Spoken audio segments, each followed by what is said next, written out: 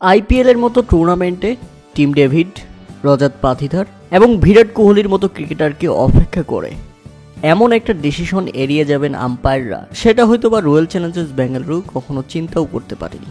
কলকাতার বিপক্ষে আরসিবি জিতে গেছে, যে কারণে এই বিষয়টি নিয়ে আলোচনা নেই। তবে যদি হেরে যেত তখন এই বিষয়টাই টার্নিং পয়েন্ট হয়ে দাঁড়িয়ে যেত, কেননা দারুণ খেলছিলেন সুনীল নারিন এবং তার হিট উইকেট আউটটা দেওয়া হয়নি, এড়িয়ে গেছেন আম্পায়াররা সবার সামনে দিয়েই। আবেদন করেও আম্পায়ারের কাছ থেকে আউট ডিসিশন আসেনি কোনোভাবেই। কলকাতা ইনিংসের অষ্টম ওভারের ঘটনা ছিল সেটি। রাশিদ ধারের সেই ডেলিভারিটি ছিল অতিরিক্ত বাউন্সের। সুনীল নারিন ব্যাটটা চালাননি, কিন্তু যখন তিনি নিজের ব্যাটটা পেছন দিকে নেন ঠিক তখনই উইকেটে হিট করে বেল পড়ে যায়, কিন্তু আম্পায়ার সেটা দেখেও ওয়াইড কল করেন।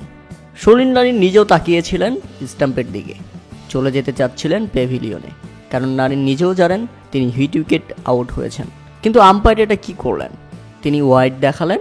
আরসিবির অধিনায়ক রজত পাথিদার তিনি আউটের জন্য আবেদন করলেন, কিন্তু আম্পায়ার তাকে কোনো ধরনের পাত্তাই দিল না। হতাশ হয়ে তাকিয়ে থাকলেন বিরাট কোহলির দিকে। বিরাট কোহলিও আবেদন করলেন, তাকেও অপেক্ষা করলেন আম্পায়াররা।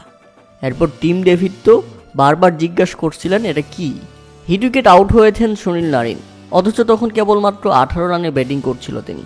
কিন্তু সবাইকে অপেক্ষা করে এড়িয়ে যান আম্পায়াররা, রীতিমতো ওপেন দুর্নীতি। আপনারা যদি একটু ভালো করে দেখেন তাহলে বুঝতে পারবেন, সুনীল নারিন যখন বলটা ছেড়ে দিয়ে ব্যাট পেছনে নিয়ে গেছেন ঠিক তখন তার ব্যাটটা স্টাম্পে গিয়ে আঘাত করে এবং যথারীতি স্বাভাবিকভাবেই হিট উইকেটে আউট হয়েছিলেন তিনি। কিন্তু ভাগ্যক্রমে এ যাত্রায় তিনি বেঁচে যান এবং 18 রানে বেঁচে গিয়ে তিনি খেলেন 44 রানের চোখ ধাঁধানো এক ইনিংস। যদিও শেষ পর্যন্ত শেষ রক্ষা হয়নি কলকাতা নাইট রাইডার্সের।